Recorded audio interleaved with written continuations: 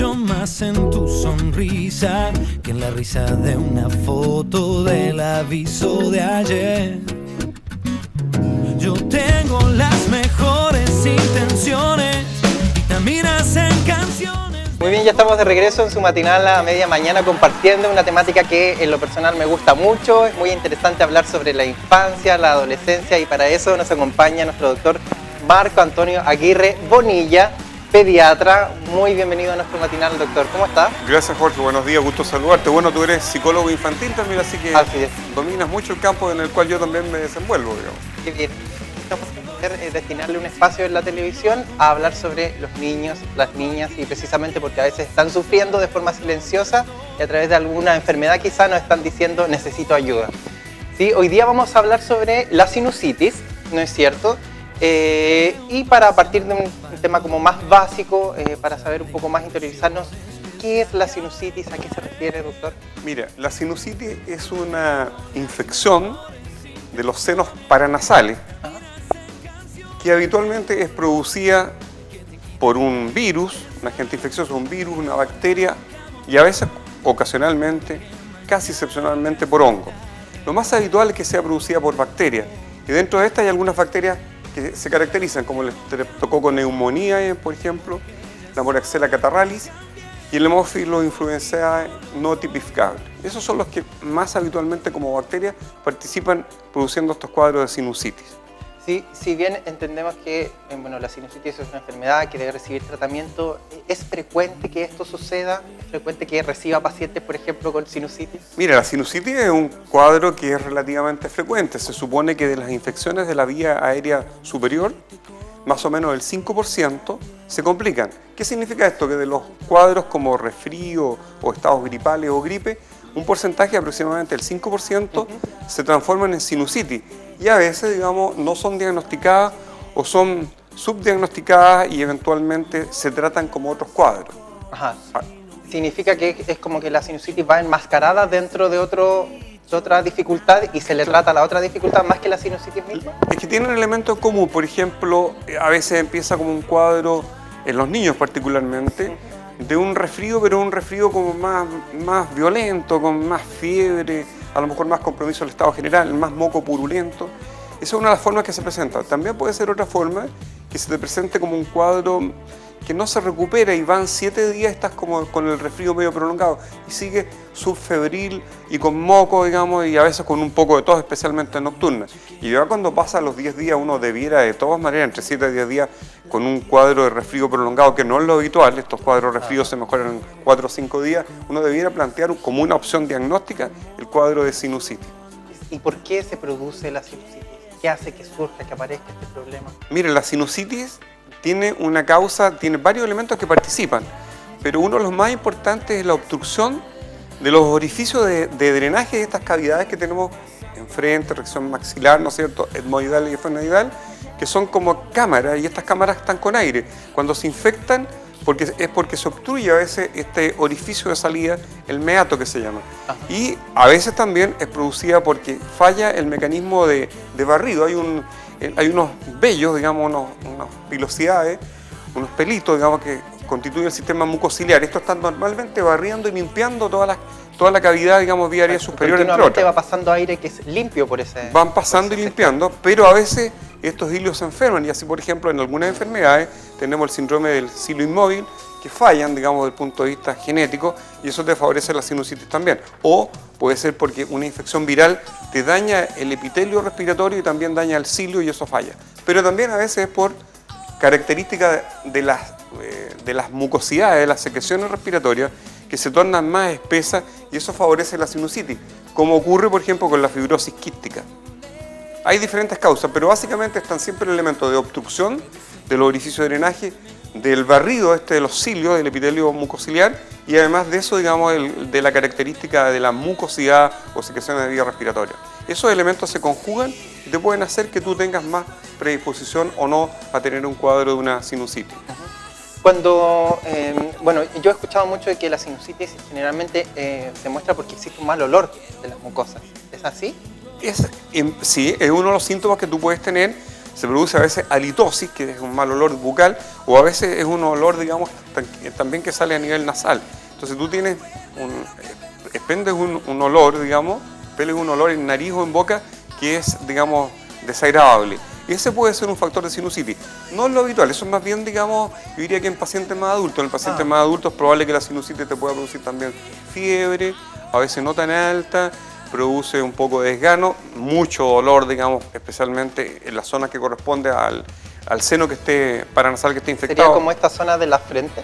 Puede ser la zona en la frente, puede ser la zona, digamos, maxilar, la zona etmoidal o esfenoidal, que se traduce a veces en dolor retroocular, digamos, detrás de los ojos. Entonces eso es una característica, te produce dolor y molestia, y obviamente siempre hay una descarga, ya sea nasal, digamos, bastante abundante, y a veces posterior. Entonces el médico cuando te ve, se abre la boca y ve que por detrás hay un hilito de mucosidad media purulenta que está descargando. ¿Purulenta quiere decir que trae pus? Que trae pus, correcto. Y a veces viene, si hay un rinoscopio, te va a examinar, digamos, el médico especialista y va a ver que por el hoyito de la nariz donde drena aparece una mucosidad de tipo purulenta. Entonces ahí te va a hacer el diagnóstico desde el punto de vista clínico. Qué bueno conocer de qué manera se siente ese dolor, porque de alguna manera si uno, como usted señalaba, siento como un dolor detrás de los ojos, no es como decir me duele el brazo, sino que siento un dolor que no sé de dónde parte, como de aquí, no sé de dónde, pero es como esa señal como de que no sé cómo explicarlo, puede ser una manera también de que algo está pasando aquí. Puede ser dolor frontal, ¿no es cierto?, retroocular, detrás de los ojos, puede ser a nivel de maxilares, digamos, puede ser un dolor de cabeza también generalizado, pero la sospecha de un cuadro de infección de vía respiratoria alta en pacientes, sobre todo, hablemos de escolares o adolescentes o adultos, y que vaya acompañado de dolor de cabeza y que esté prolongado este cuadro, digamos, que sea persistente, a uno debiera, como clínico y también como paciente, hacerlo pensar que puede estar cursando con un cuadro de una sinusitis. Hablamos, bueno, quizá la sinusitis a secas y luego vemos que hay distintos tipos, ¿no es cierto? Se habla un poco de la sinusitis aguda, subaguda y crónica, ¿no es cierto? Si podemos hacer una distinción entre estas tres categorías. Esa es una distinción arbitraria, obviamente, pero se habla de sinusitis aguda cuando los síntomas más o menos persisten entre 10 a 30 días, o sea, no más de 30 días. Es una sinusitis aguda. Cuando duran más allá de 30 días y hasta 3 meses se habla de una sinusitis subaguda. Y cuando tienes tú una prolongación de los síntomas más allá de 3 meses, tienes una sinusitis crónica. Eso crónico hace referencia a algo mantenido en el tiempo. En el tiempo. Agudo es porque el tiempo es más breve. En general la gente cree que agudo generalmente es más violento. No necesariamente, más bien se refiere a tiempo de evolución. Es más corta, no más de 30 días. Subaguda va hasta 90 días, 3 meses, y ya más allá de los 3 meses se habla básicamente de una sinusitis de tipo crónica. Doctor, ¿y qué dificultades pueden haber cuando una sinusitis no es tratada? ¿Qué complicaciones pueden surgir a partir del no tratamiento de esta sinusitis? Mira, como todos los procesos, antes que se inventaran los antibióticos, el tratamiento habitualmente de la sinusitis es antibiótico, hay un porcentaje menor que evoluciona en forma espontánea y se mejora en forma espontánea. Pero también hay un grupo que se complica. ¿Y qué complicaciones puede tener sinusitis? En primer lugar, que se produzca una celulitis orbitaria, o sea, en los niños pequeños es característico cuando se produce el seno etmoidal y el niño aparece con el ojo así medio como hinchado. O sea, digamos, eso es un síntoma eventualmente que puede haber una sinusitis de tipo etmoidal. O sea, es importante tener cuidado en esos parámetros. Y lo otro me había preguntado, ¿qué otra cosa más me había preguntado? ¿Qué complicaciones puede generar el Bueno, tratamiento? Una puede ser, ¿no es cierto?, esta infección, esta celulitis orbitaria. Puedes tener también tú que se te produzca una trombosis del seno cavernoso. Y ¿Cómo se manifestaría eso físicamente? Generalmente son cuadros donde tienes un cuadro de una infección viral respiratoria alta, empiezas con los síntomas que son compatibles con una sinusitis, dolor de cabeza, por ejemplo, mucosidad purulenta, y de repente te aparece un dolor de cabeza más o menos violento o síntomas de tipo neurológico. Y lo otro que se te puede producir también es un cuadro de un absceso cerebral, una meningitis o una encefalitis, entre otros. También se te puede producir una osteomelitis de los huesos, digamos, que están cubriendo estas senos, digamos, o cavidades paranasales. Entonces tienes varias opciones desde el punto de vista celulitis orbitaria, un problema de desde el punto de vista, digamos, de mastoiditis, puedes tener un problema de acceso cerebral, trombosis seno-cavernoso, meningitis, encefalitis. Son grandes dificultades que se pueden haber frenado en un momento donde esta infección partió. Grandes complicaciones que te pueden costar hasta la vida eventualmente o dejar con secuelas desde el punto de vista intelectual o neuromotor significativa, o sea, porque no son menores. Todo como este malestar y esta infección está en nuestra cabeza, entonces está el cerebro expuesto. Y que en ese sentido, ¿de qué manera se suele tratar una sinusitis? Mira, el tratamiento de la sinusitis, digamos, en general, la base es el uso de antibióticos. Y los antibióticos que se usan depende de la sospecha clínica, pero uno de los que más se usa habitualmente es la amoxicilina o la amoxicilina asociada a ácido clavulánico. En pacientes que son alérgicos a la penicilina o a sus derivados, digamos, normalmente se usan a veces los macrólidos, acitromicina o claritromicina, y a veces algunas cefalosporinas también de tercera generación. Pero lo que es importante es que hay que usar un antibiótico. Y hay otro factor que es bien importante. La sinusitis no es un cuadro que tú lo trates por 5 días, 7 días. Si tú lo tratas de forma inadecuada, uno, que tienes riesgo que te aparezcan complicaciones, 2, que tienes posibilidades también que aparezcan gérmenes con resistencia bacteriana, y que te va a complicar más el panorama después y te transforme esto en una sinusitis crónica. Porque es como que este bicho que anda dando vuelta por ahí se vuelve más resistente cuando no porque se le intentó atacar. lo mataste a media y los que sobrevivieron claro, adquirieron la capacidad de sobrevivir. Entonces tiene que ser tratada por lo menos, se dice, entre 10 a 14 días. O sea, el mínimo sería 10 a 14 días para tratar una sinusitis. Menos, me refiero a una sinusitis aguda, es inadecuado. En una sinusitis crónica normalmente el tratamiento es alrededor de 4 a 6 semanas, o sea, mucho aunque más. Aunque nos estemos sintiendo bien, es necesario ser disciplinado y continuar con el tratamiento. Y los tratamientos en antibióticos hay que tener cuidado por el efecto de resistencia. Cuando tú partes usando un antibiótico, tienes que usarlo el tiempo adecuado. Si es sinusitis, mínimo 10-14 días. Si es sinusitis crónica, va a tener que usarlo 4 o 6 semanas por lo menos. Probablemente si una sinusitis subaguda va a ser un tiempo intermedio, a lo mejor, no sé, 3 semanas o 4 semanas, pero son tratamientos que no son tan cortos. Y la gente obviamente se siente mejor y quiere suspender todo, ¿no? A mí me pasa muchas veces. Sí, no, claro, uno se empieza a sentir mejor, se olvida de los medicamentos, claro, del horario, pero entonces es necesario perseverar, mantener para evitarse futuras complicaciones para más adelante también. Así es. Hay una forma también de prevenir la sinusitis. Me imagino que no aparece de la nada, sino que hay cosas que podemos hacer en nuestra vida cotidiana, en la casa, con el cuidado de los niños para evitar que esta aparezca. Eso es súper importante. Yo creo que la medicina tiene que ser una medicina esencialmente preventiva. Para mí la medicina tiene 2 pilares. Uno, la atención primaria, lo más importante. Yo trabajo básicamente en la atención primaria, así que obviamente me considero que estoy en la primera fila. Y segundo lugar, yo creo que la prevención. Y la prevención va a la educación. Por eso que estamos en este programa, porque tratamos algo de educar. Algunas personas no pueden hacer estas preguntas que nosotros estamos haciendo acá en las consultas médicas porque no hay tiempo para ello. Para eso se educa. ¿Y qué hay que hacer desde el punto de vista de prevención? Primero, mantener una alimentación saludable. Eso es clave. ¿Qué significa alimentación saludable? No comer chatarra, come más pescado, más algas marinas, luche, cochayuyo, ulte, más verdura, más fruta, toma harta agua, digamos, prefiere las carnes blancas, pescado, pavo, pollo, en fin, mantiene una alimentación adecuada. Come frutos secos, eso te va a ayudar, ¿no es cierto?, especialmente nueces, qué sé yo, estos cranberry o almendras. Ese tipo de alimento es sano, eso es lo que hay que consumir. Eso te da una capacidad, digamos, mayor, antioxidativa y también un efecto beneficioso a los sistemas inmunológicos, entre otras cosas. En el fondo haría que nuestro cuerpo esté mucho más resistente ante futuros bichos que pudieran aparecer por ahí. Que responda de forma más adecuada. Lo segundo, es importante, hay que evitar los cuadros de infecciones respiratorias, o sea, evitar los resfríos, los cuadros gripales. Tercer lugar, es importante si uno tiene una rinitis alérgica, que a veces no la tiene diagnosticada. La rinitis alérgica es una de las cosas que hay que tratar porque te predispone, entre otros factores, a sinusitis. O sea, alimentación saludable, ¿no es cierto?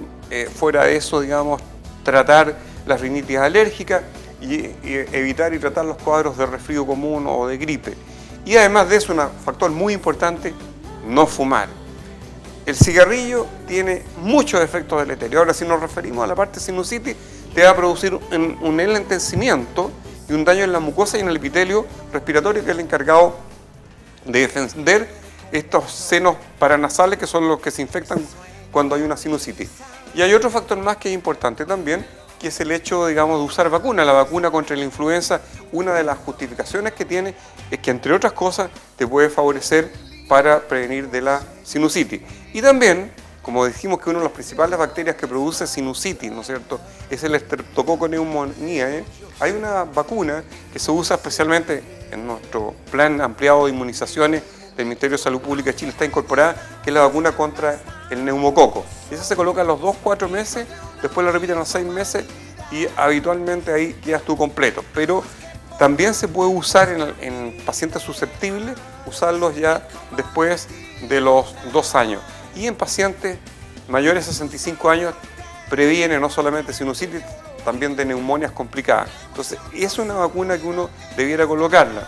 En Estados Unidos, cuando tú tienes un cuadro en países desarrollados de una neumonía y estás hospitalizado, sales obligadamente al hospital con la vacuna antineumocócica, o sea, contra el neumococo, porque eso te previene y te ayuda a una serie de complicaciones de oído, otitis media aguda, de sinusitis, ¿no es cierto?, de neumonía, bronconeumonía, de exacerbaciones de cuadros de asma bronquial, de exacerbaciones de enfermedad pulmonar obstructiva crónica. O sea que hay que vacunarse y es importante dentro de esos puntos. O sea, ya sabemos que hay vacunas que pueden ayudar a proteger a nuestros niños, a nuestros adultos mayores, para tenerlas en cuenta en caso de ir a control, llevar a los niños, ir al médico, consultar por las vacunas que puedan ser pertinentes para su edad, ¿sí? Los otros pacientes también se pueden colocar que no sean ni niños ni adultos mayores, cuando tengan patologías especiales, como la fibrosis quística, por ejemplo, o asma bronquial, y también cuando quieran estar protegidos, digamos, lo que sí que en esos casos la vacuna van a tener que pagarla, porque los otros programas prácticamente la vacuna tiene gratuidad. Pero en los otros, si yo quiero vacunarme y no tengo esa patología, puedo hacerlo, pero voy a tener que desenvolver una cierta cantidad de dinero para pagarlo, digamos. Eso es. Muy bien, pues si apelamos a la salud, es muy importante también siempre invertir en nuestra salud porque nos va a entregar calidad de vida, disfrutar más de nuestros hijos, prevenir problemas. Es más barato prevenir que curar. curar después. Así que de todas maneras, si tú estás buscándolo como factor económico, y eso lo tienen claro algunos países, por ejemplo en Estados Unidos, cuando tú haces un programa desde el punto de vista de salud pública, ellos te dicen costo-beneficio y van a ver, digamos, cuánto cuesta. Mire, cuesta, qué sé yo, $2 millones, sí, pero resulta que nosotros estamos gastando en enfermedades cuando se enferman los pacientes $5 millones, entonces dele curso porque conviene. Eso es una fría realidad, pero así hacen los países desarrollados. Entonces también la salud parte por políticas públicas, por cuidarnos nosotros mismos, por hacer cambios en la casa. Le quiero dar las gracias, doctor Marco Antonio, Jorge, por habernos acompañado, por los interesantes datos que le entrega a quienes nos acompañan en sus casas. Y lo invito a usted también a que nos vayamos a una pequeña pausa comercial y al regreso más cosas entretenidas aquí en nuestro matinal a media mañana.